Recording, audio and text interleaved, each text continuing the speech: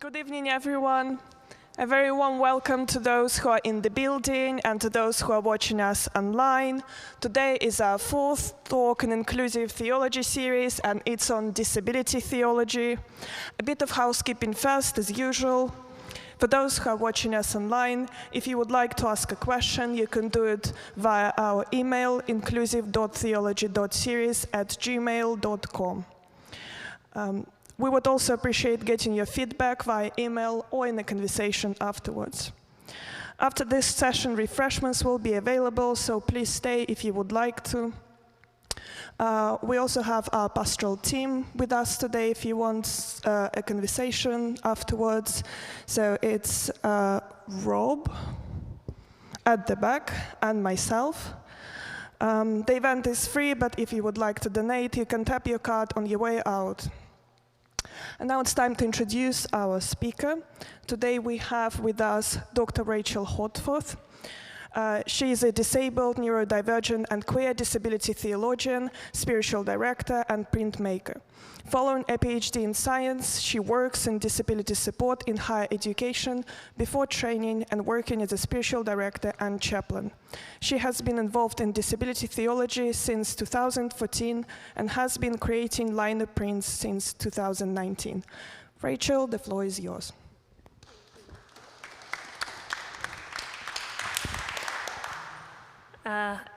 Can you all hear me? Good. Just before I start, if anybody wants to get up and move around or do your knitting or whatever it is that helps you to be comfortable and concentrate, that's absolutely fine by me. So firstly, I have a question for you. You will have seen as you've come in, the 6 pictures behind me. On the wall. So I want to ask you, which of the pictures shows a disabled person? Shows a what?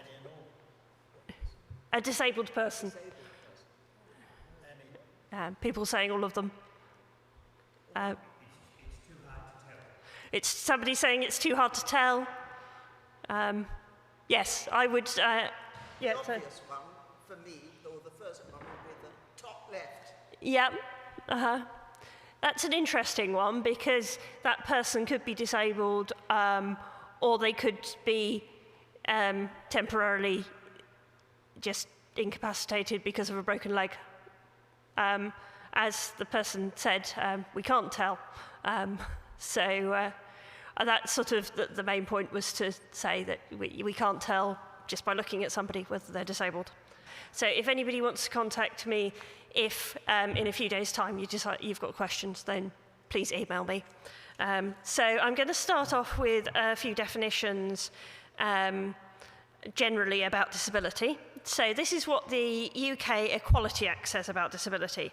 And it says, a physical or mental impairment that has a substantial and long-term negative effect on your ability to do normal day-to-day activities.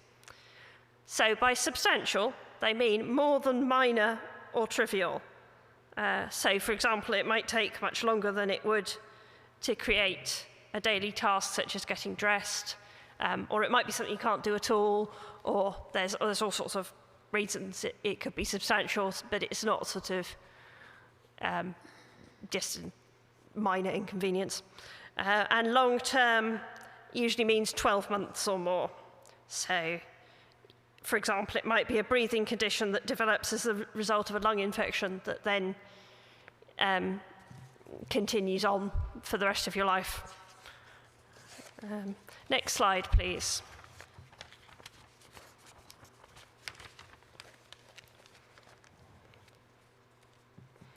So disability facts, there's about 16 million disabled people in the UK, which is about a quarter of the population. Some facts from research from Scope, which is a disability charity. They say 75% of people think that disabled people need to be cared for, which is an interesting thing to think, given that there's such a diversity of disabled people. And on average, which is also quite an interesting way of putting it. Having a disability might cost you £975 a month more than somebody who doesn't. So this is going to be the mean of quite a large range, but it might be things like transport, it might be things like equipment, it might be different food, it might be different clothing.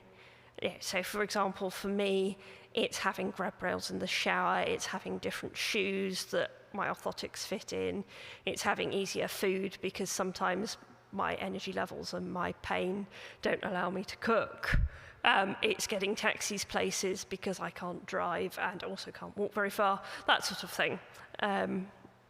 And 75% of disabled people have encountered negative experiences towards disability in the last 5 years, which in some ways is quite, I'm surprised it's that low, sadly, but it's still very significant. Next slide, please. So disability is a very diverse category. So you've got the obvious things like somebody who uses a wheelchair, or has a physical disability. You've got sensory disabilities, so things like difficulties with hearing or visual impairments. You've got, you might have neurological disabilities, things like that cause pain or that cause things with people's nerves, things that might be less obvious when you're just looking at somebody. You've got sometimes learning disabilities, things like Down syndrome, that sort of thing. Some mental health conditions can be classed as disabilities. You've got neurodivergence, which covers a huge range of different brain wiring. We'll come on to that later, but the most obvious things are things like autism and ADHD, but you've also got things like dyspraxia, acquired brain injuries, all sorts of different things. Next, please. So I'm going to talk about the medical model. So this is a model that you'll probably see quite a lot in society. And this is, it comes out of, unfortunately, a background of eugenics. And basically it says that disability is a problem in the person's body, which needs to be fixed or managed by medicine and science in order for that person to live a normal life.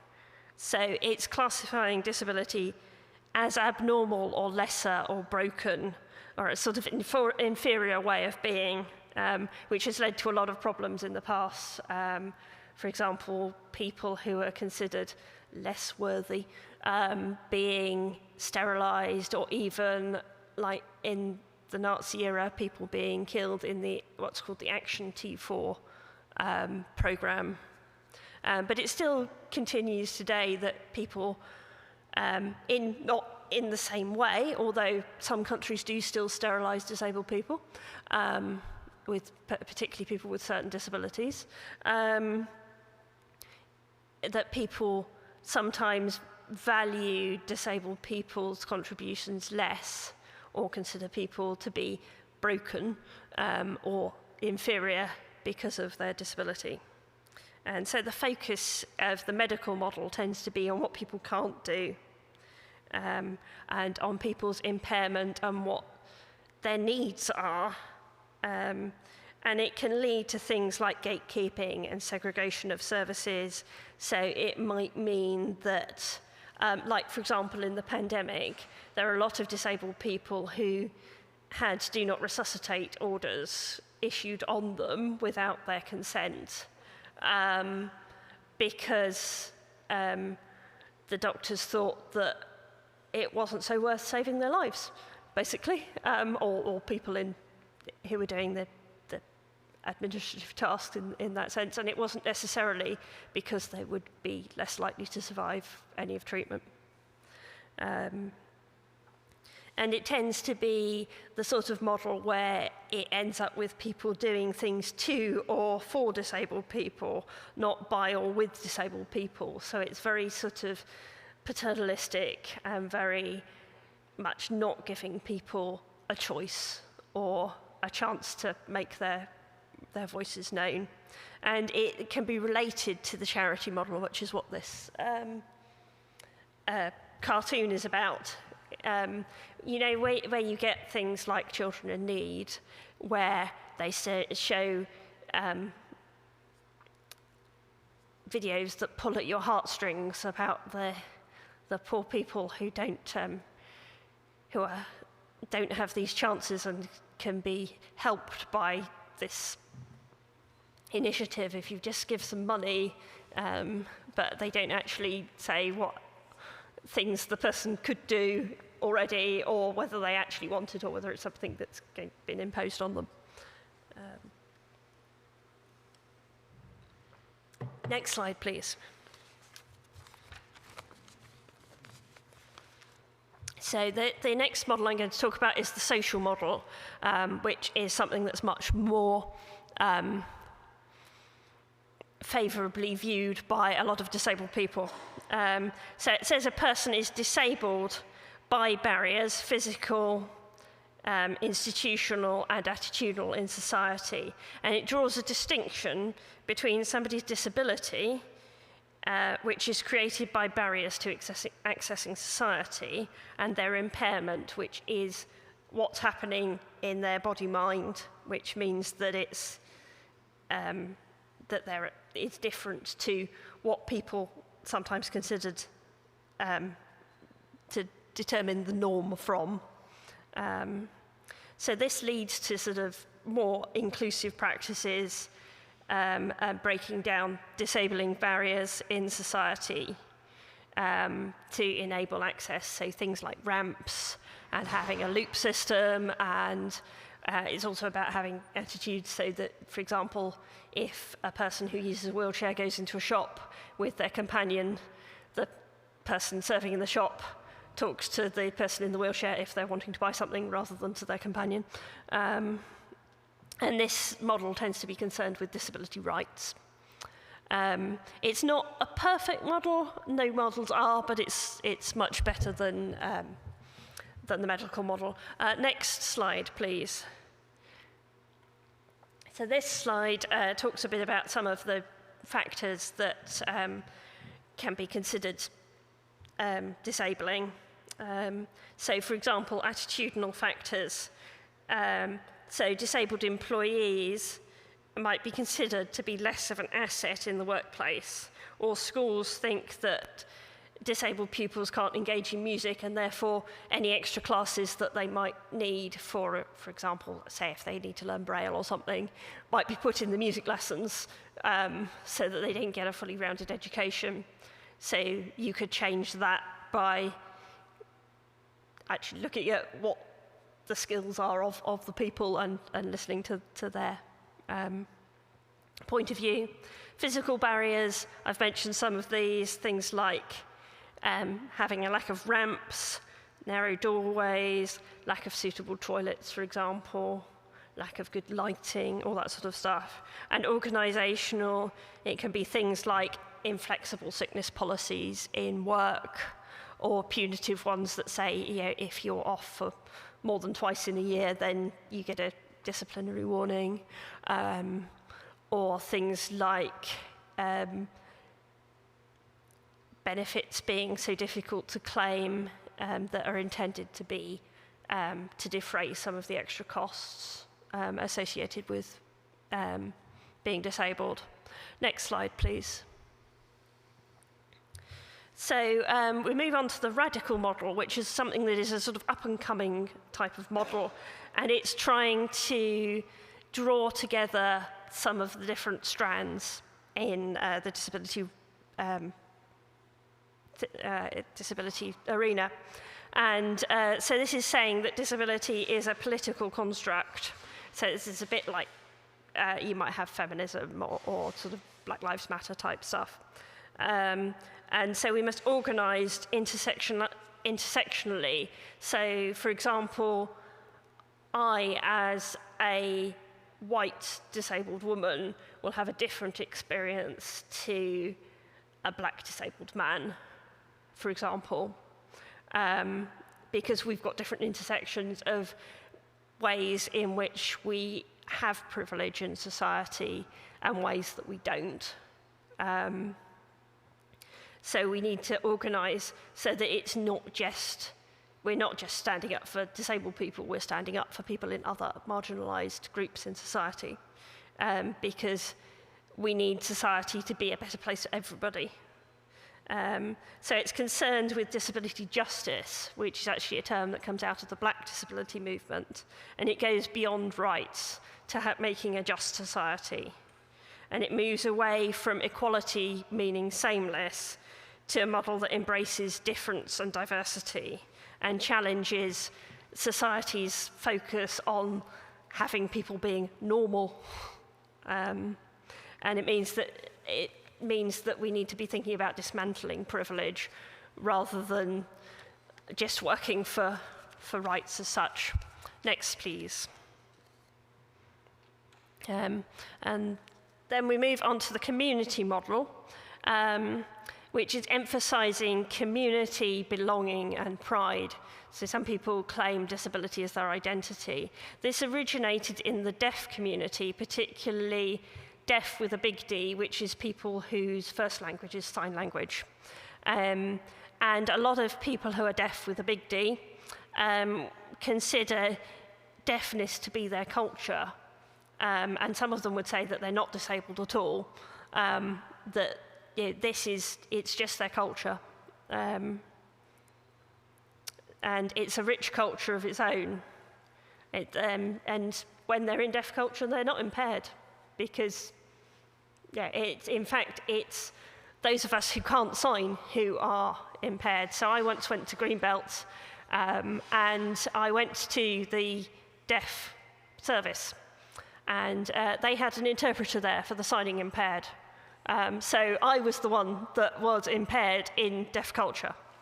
But thankfully, they were inclusive and provided an interpreter. Next slide, please. And finally, in this section, the neurodiversity paradigm. So neurodiversity is the natural diversity of human minds. It's a variation in cognition and functioning and how the brain is wired. It's just a biological fact.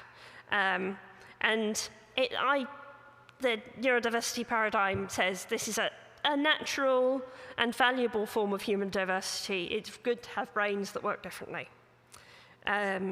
And there isn't one healthy or normal sort of a brain. So the term neurodivergent means having a brain which diverges from what society considers normal.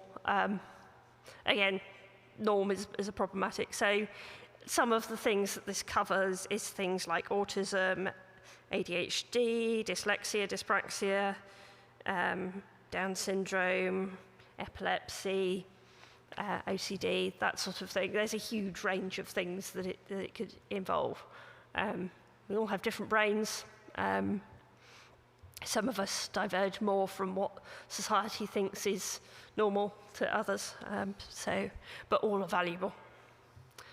So that's just a bit of a rundown on what's disability terminology. Next slide, please. So I'm going to talk briefly about a couple of different unpastoral models in the church. So firstly, the first big misconception is that disability is due to sin of yourself or of your parents or somebody else. So this leads to, it can be quite heavily related to the prosperity gospel, where people say, oh, you know, if you really believed in God, you'd be having a fabulous life and everything would be going really well for you and nobody would be having any disability or illness or poverty or anything else, which obviously there's some big problems there. And it's also related to eugenics, so the concept of disability being broken or lesser or abnormal. So it's sort of seeing disability as a punishment, and that if you've prayed about it and you've not been cured, that must be because you've sinned or you've not been praying hard enough.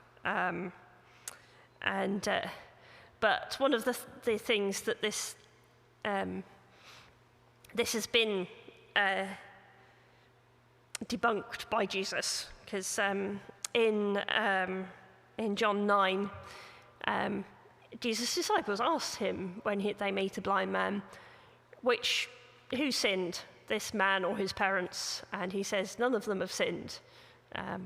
So disability is not to do with sin.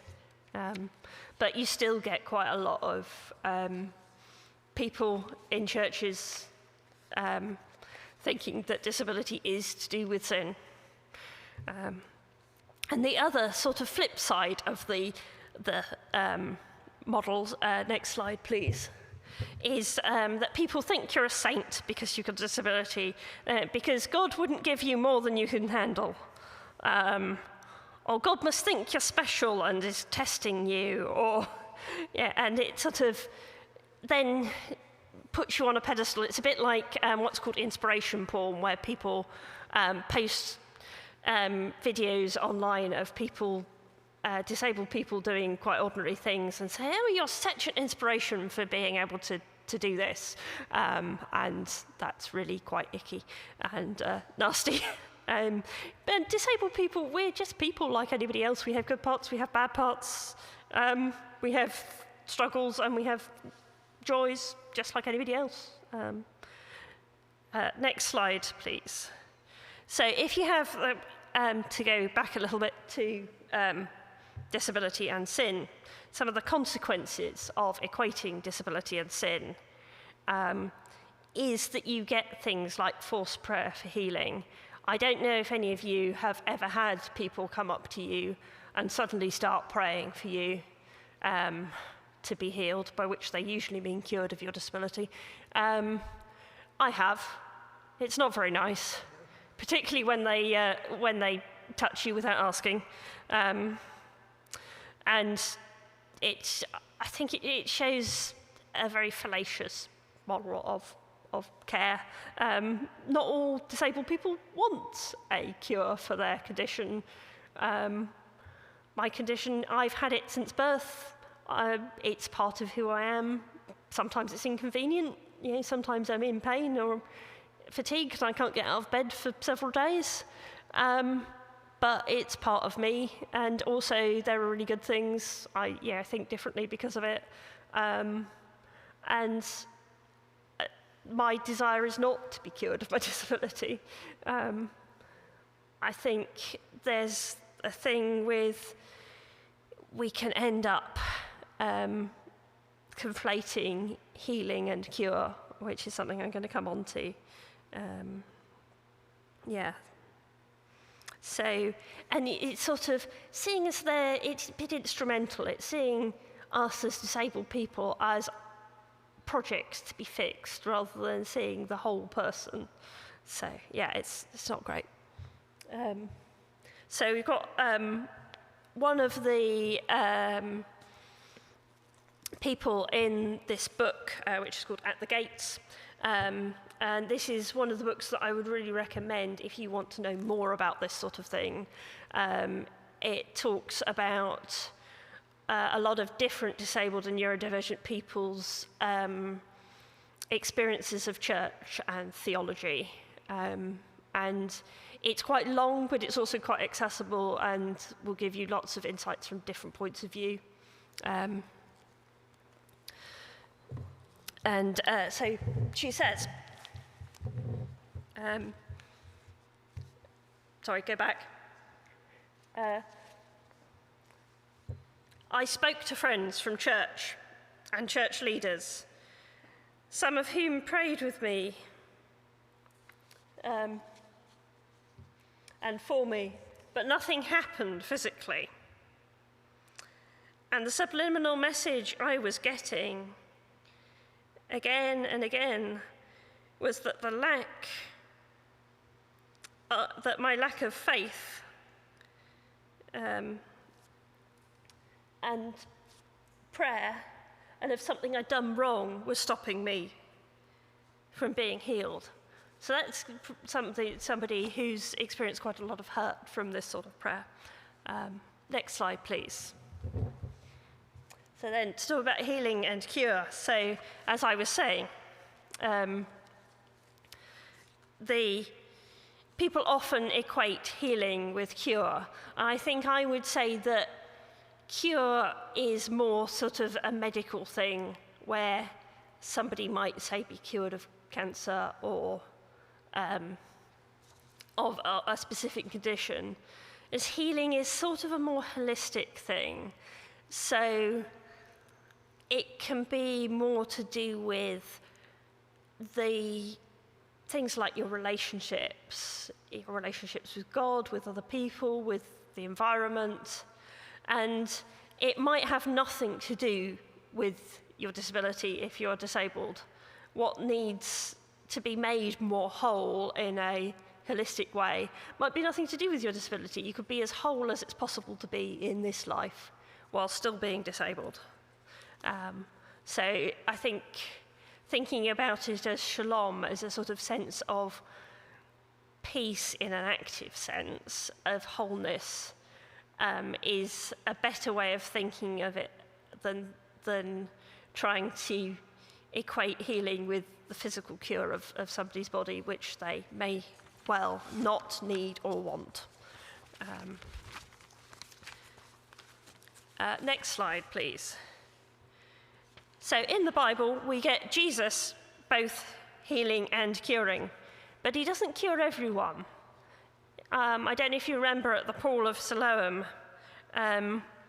he cures the man who can't get in the pool and says, I really want to get in the pool and be cured.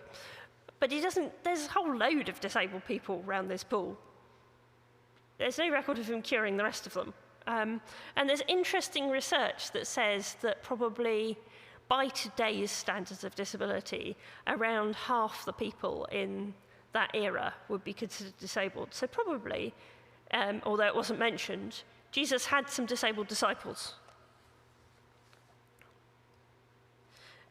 And so how might we understand Jesus healing miracles through the lens of disability? So I'm going to read the story of Bartimaeus and use that to talk a little bit about this. So, they came to Jericho. As Jesus and his disciples and a large crowd were leaving Jericho, Bartimaeus, son of Timaeus, a blind beggar, was sitting by the roadside. When he heard that it was Jesus of Nazareth, he began to shout out and say, "Jesus, Son of God, have mercy on me." Many sternly ordered him to be quiet, but he cried out even more loudly, "Son of David, have mercy on me." Jesus stood still and said, "Call him here." And they called the blind man, saying to him, "Take heart, get up, he is calling you." So, throwing off his cloak, he sprang up and came to Jesus. Then Jesus said to him, "What do you want me to do for you?" The blind man said to him, "My teacher, let me see again." Jesus said to him, "Go, your faith has made you well." Immediately he regained his sight and followed him on the way. Next slide, please. Oh, that is the next slide. Great. So we've got Bartimaeus sitting by the roadside. He calls out to Jesus. And here, this is him initiating the action. Bartimaeus has the agency here. But the crowd, they don't think that this blind man who is just sort of sitting by the side of the road, by their perspective, perhaps not contributing very much to society, he's not going to be somebody that Jesus wants to talk to, surely. So they try and say, "Shut up, he's not going to want to talk to you." So it's quite an interesting window into sort of the attitudes towards him in society. But Jesus hears this, and Jesus is interested in Bartimaeus. So he says, "Call him here." So Bartimaeus comes, and notice that Jesus doesn't go and get him. He allows Bartimaeus to make his own way. So Bartimaeus, he could ask for help if he wanted help, but he can make his own way if he can make his own way. And then Jesus says to him, "What do you want me to do for you?" And I think that's a really key point in this story.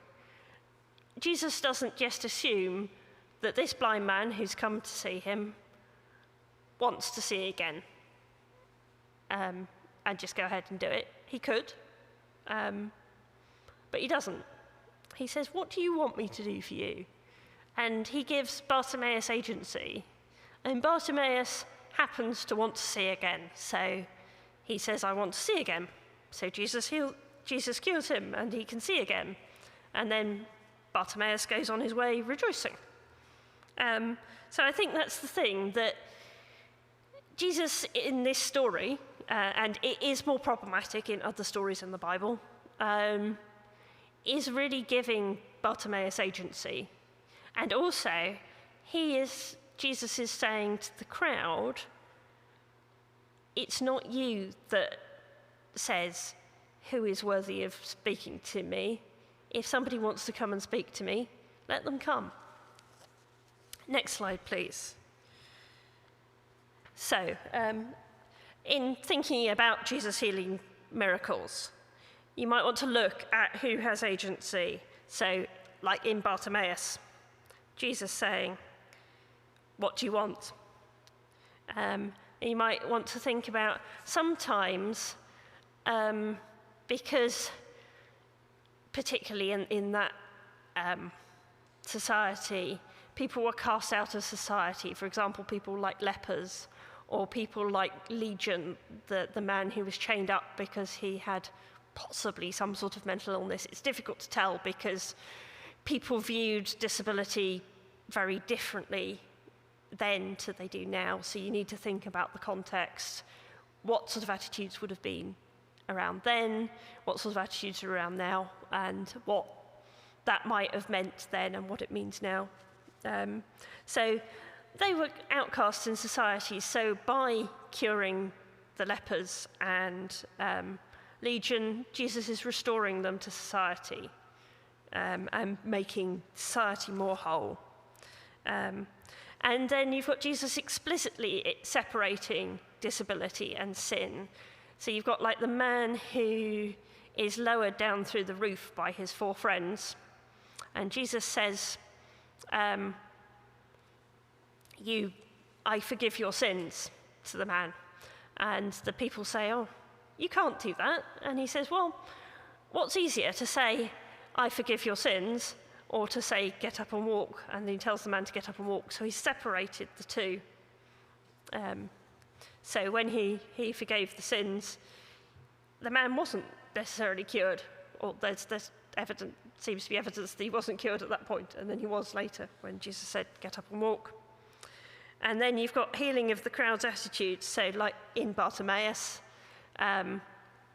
you've got Jesus saying, "Come forward." And with the man born blind, I think a lot of the glorification of God that Jesus talks about in that story is when the man says to the people from the synagogue, "This is what this man has done for me.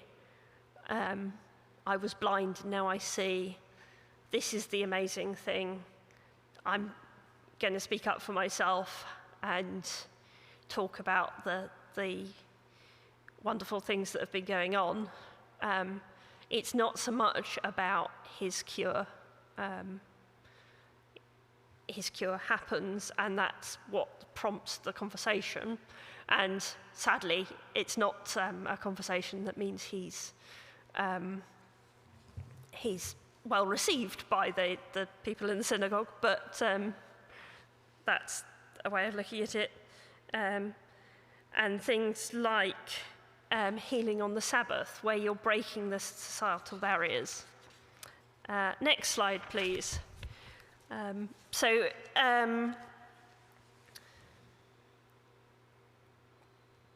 Since any of us might be called upon to pray with and for other people, Some good prayer practices. Never pounce on somebody else for prayer. I've had people coming down the street decide that they want to pray for me. Don't do that. Really bad idea.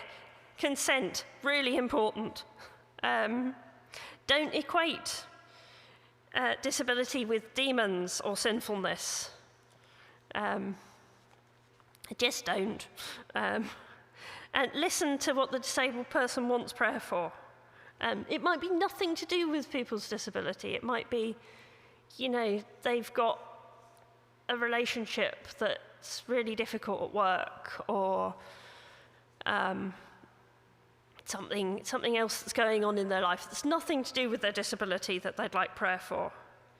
Be mindful of the power dynamics. So who's got power in this situation? Try and equalize it as much as possible. Make sure that you listen to people and don't start making massive pronouncements. God knows what's going on. You just need to bring it before God. Don't touch anybody without their consent. You can ask somebody if they're happy to be touched, and if they say yes, then you can in a place that is safe and sensible, safeguarding-wise. Don't loom over somebody. I once went forward for prayer ministry in a place that was otherwise quite good in terms of prayer ministry, and they had me sat on a chair and they were standing up, and it was really, really weird power dynamics. So come onto the same level, because we're all equal before God. And be careful about confidentiality. So anything that's said should be confidential. Don't follow it up afterwards. If there's a safeguarding concern, say to the person, there's a safeguarding concern, I need to report it to the safeguarding officer. Report it to the safeguarding officer. Next, please. So now to delve a bit more into some theology. So this is one of my prints of the Disabled Christ, which is a project of mine. And so this is thinking about where is God in this in terms of disability. Next, please. So representation is important.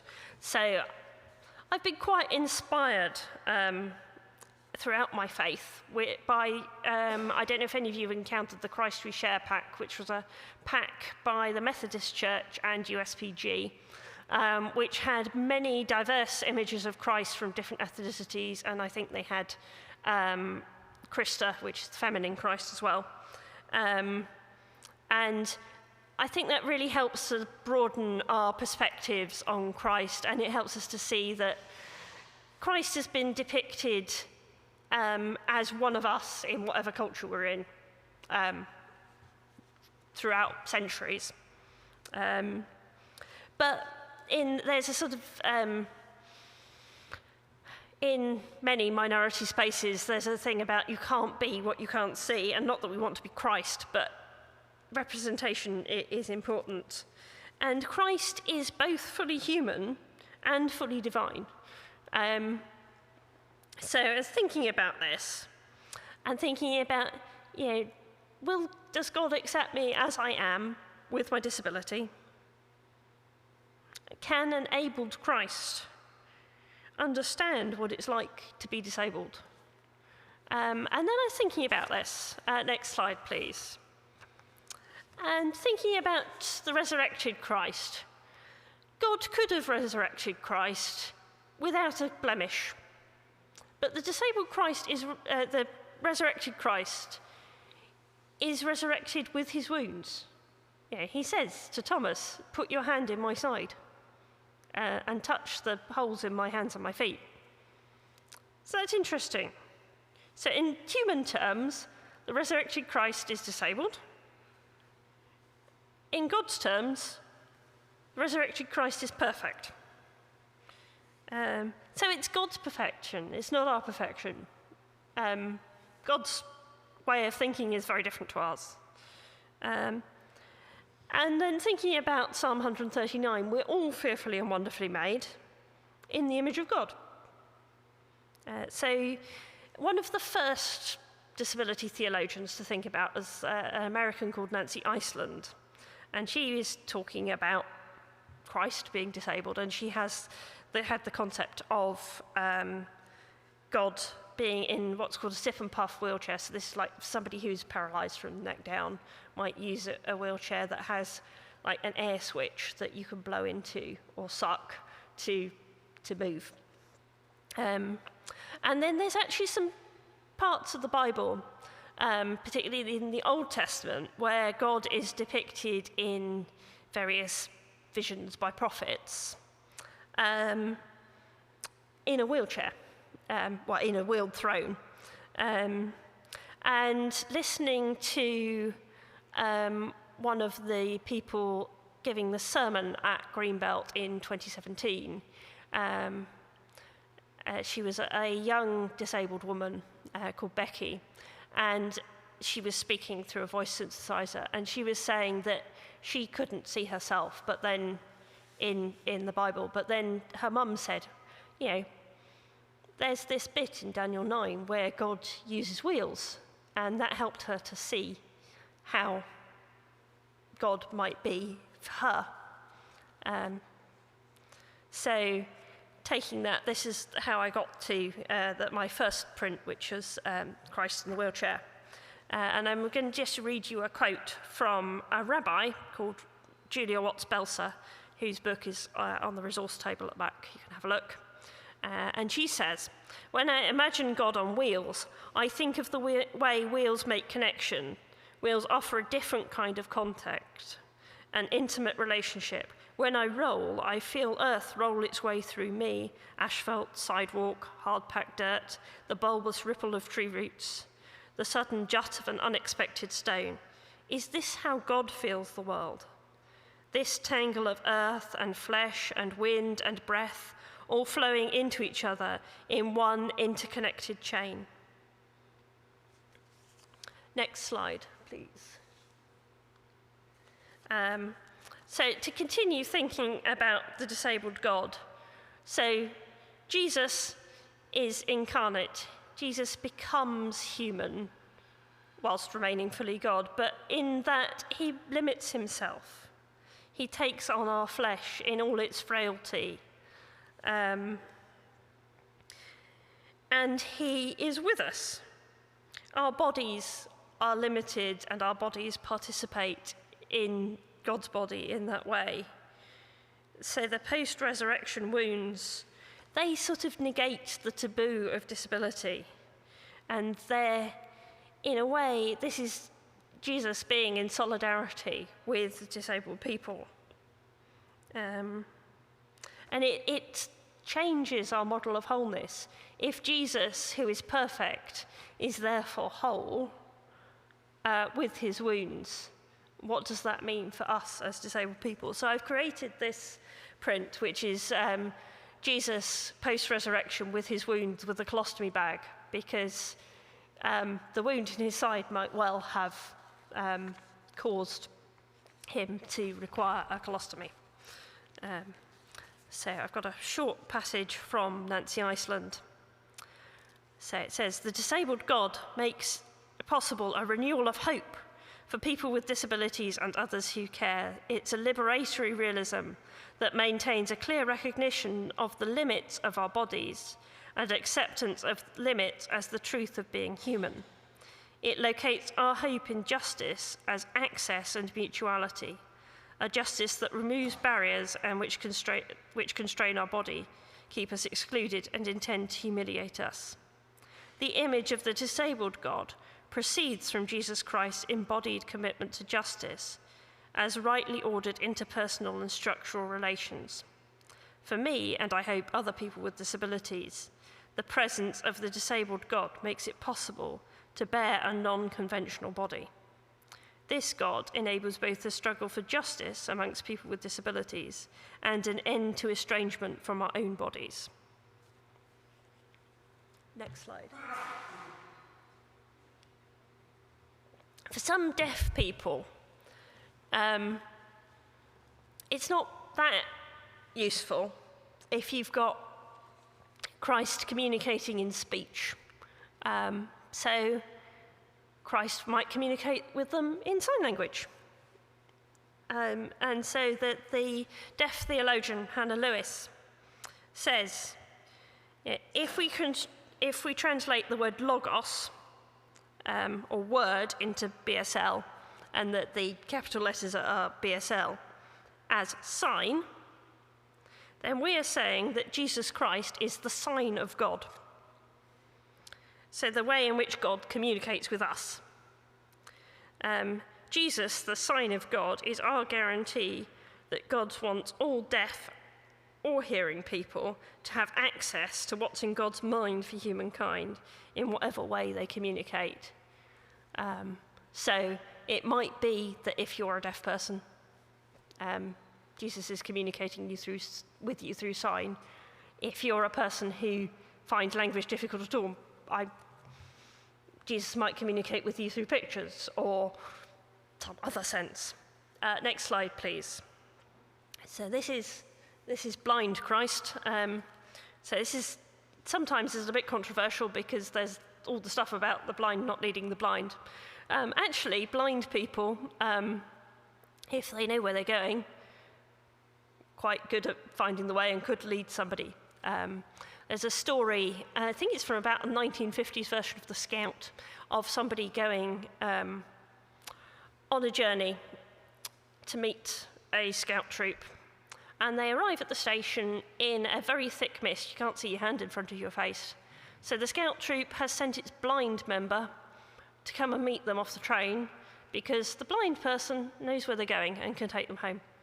So this is sort of inspired by that and inspired by thinking about the things about God's darkness not being darkness for God and the Lord residing in thick darkness.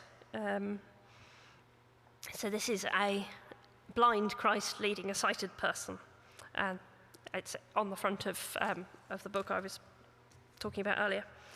And John Hull, who is a blind theologian, he talks a bit about the pros and cons of Jesus and God and blindness. He says, Jesus is tactile, but also, there's a mixed thing. So sometimes Jesus used blindness as a slur,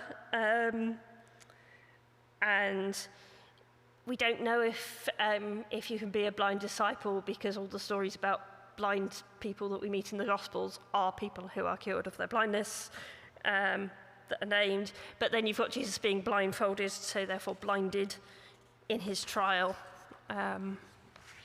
So John Hull is asking in the next quote, sort of, I'm not asking you to restore my sight to God, but I don't ask you to heal me, but if you call me to follow you as I am, hold my hand, show me where to go.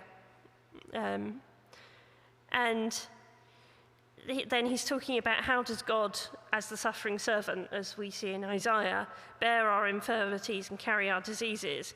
And it's by entering into our disabilities in compassion, and then by going beyond that to anger on our behalf about societal things, and then by becoming one of us in the incarnation.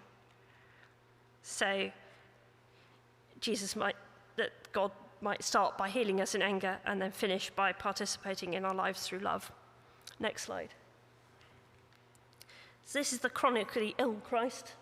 So this is thinking about the vulnerability of Christ in the incarnation and on the cross, and how Jesus became vulnerable for our sake. And it's also thinking about how Jesus models in the gospel some of the interdependence as a way of living, in considering this is very countercultural to the dominant culture of independence. And it's saying everybody has value. And I think we see that in the Gospels. And that we need each other. So there's space for everyone's gifts and vulnerabilities. So you notice in this picture that Jesus is holding a child. So I titled this print, "Let the Little Children Come to Me." And whilst you might think, let the little children come to me, you might have Christ sitting with them or playing with them, but they can equally come to Christ wherever Christ is in bed, or whatever. Next, please. So the dyslexic Christ. Here I'm thinking about the word made flesh. And for dyslexic people, the word, as in the printed word, can be quite different and quite difficult to access. So Jesus is dwelling among us. What's that like if there's some dyslexia going on? Dyslexia is often involved with creativity. So maybe it's not as we expect. Maybe there's some creative aspect. It's sort of queering the view. So here we've got Jesus with the distorted words from the beginning of John's Gospel, and him reading some text that is how a dyslexic person might see it. Next, please. Other disabled experiences in the Bible. Nicodemus, for example, is often seen as autistic. You've got things like in deaf culture, the healing of the deaf person is seen rather than as cure as the reception into a signing society. And you've also got faithful disabled people like Moses, who is known to have had a speech impairment and to have said to God, please take it away or get somebody else to do it. And God just gave him Aaron to be his sort of interpreter instead. And Paul, who often mentions his thorn in his side. And you've got people like Jacob, who wrestling with God and putting his hip out of joint. Some people have interpreted that as a sign of hypermobility. So there's some quite interesting things going on, and we can broaden that out.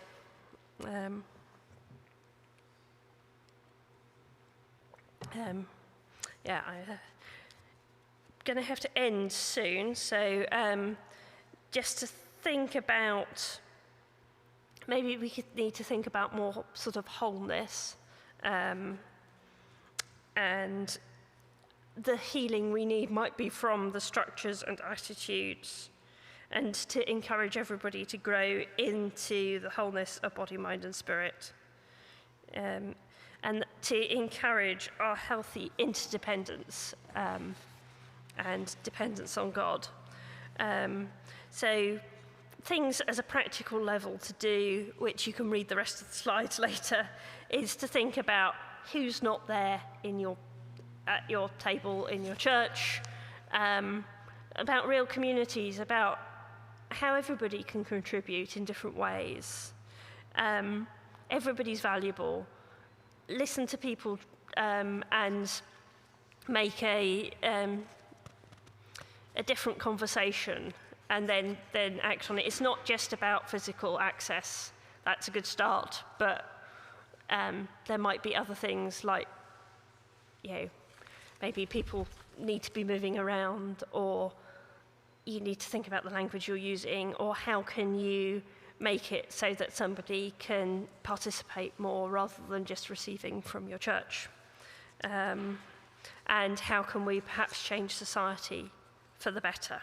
So I'm going to end with a quote from one of the participants in the At the Gates research.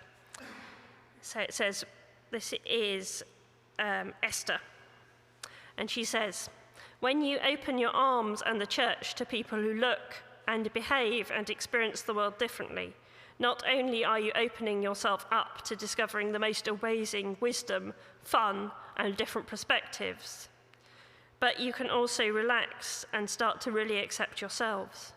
What disabled people can teach the church is that it's okay to be who we are, to interact the way we do, and to see things differently, and to experience God differently. Thank you.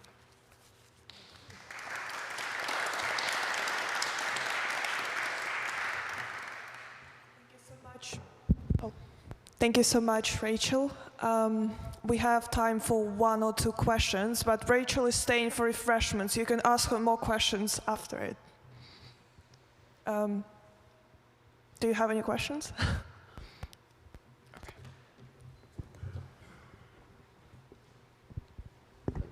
Thanks for the talk. You answered a lot of the questions I would have asked in the talk, so well done. You covered a lot of ground. The one awkward thing people have said to me, so I'm able-bodied most of my life and then became disabled through a post-viral condition in the last few years. Mm-hmm. One of the awkward things that people say to me that I don't know how to respond to is, well, everything happens for a reason and God has a plan.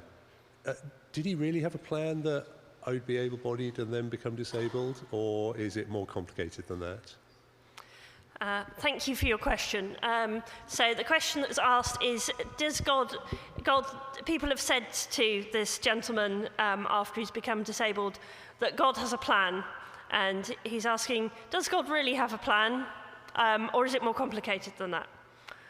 I think I would say that it's more complicated than that. It's not something that there is an easy answer to, and it's quite messy. I don't think God intends for any of us to suffer. Suffering is something that happens on this earth to most of us in one way or another.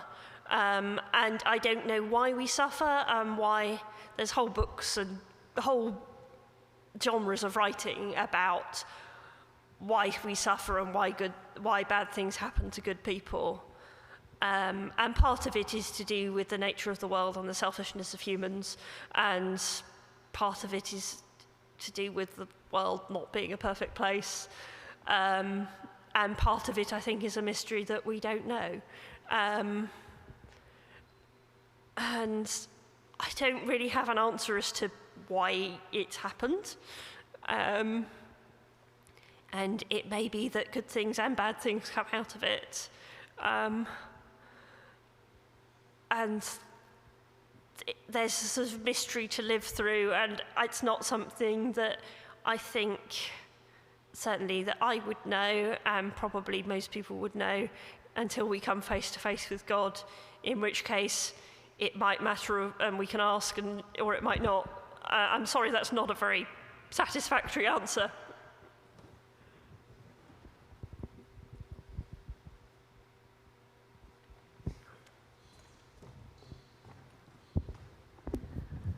Thanks for the amazing talk, Rachel. Really, really enjoyed it. I have a whole phone notes file full of questions, but I'll ask you one for now and save the rest for later.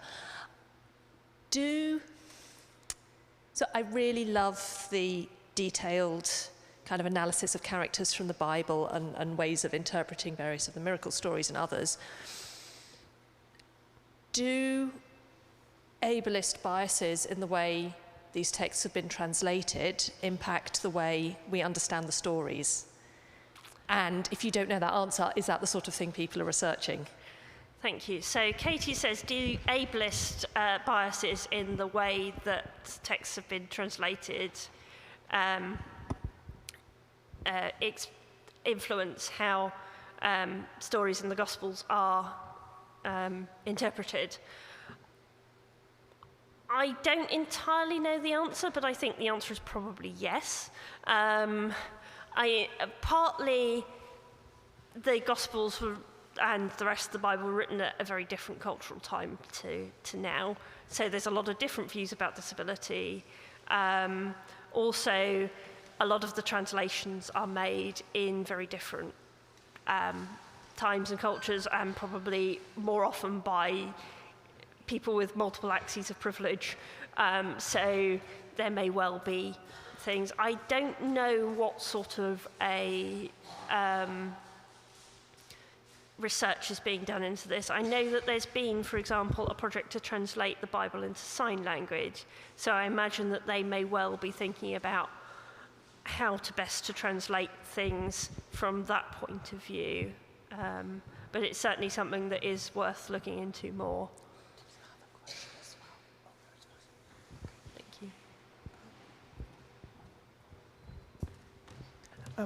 Thank you so much for answering questions. I'm sorry we don't have more time, but please, if you have questions, you can ask Rachel during our refreshments. And there is also a table at the back with books. If you want to take a look at some books and some resources, they're available on the table.